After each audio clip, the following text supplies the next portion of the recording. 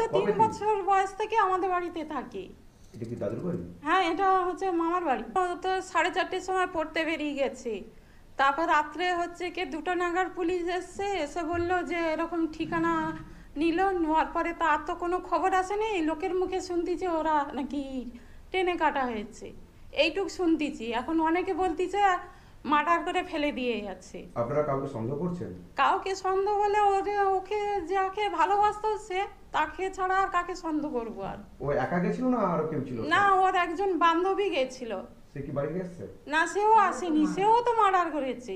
তার বাবা নেই, তার মা আছে, দাদা আছে। আমরা চাইছি যে করেছে তার শাস্তি হোক, তার ফাঁসি হোক। প্রেম ঘটিত ব্যাপার একটা ঘটেছিল কিছুদিন আগে, তা সেটা মেয়েকে আমরা নিয়ে এসে আমরা সাগরে নিয়েও চলে যাই। স্যার আমাকে ছবি দেখালো, যেটা মনে ধারণা এলো যে ট্রেনে কাটা হয়েছে।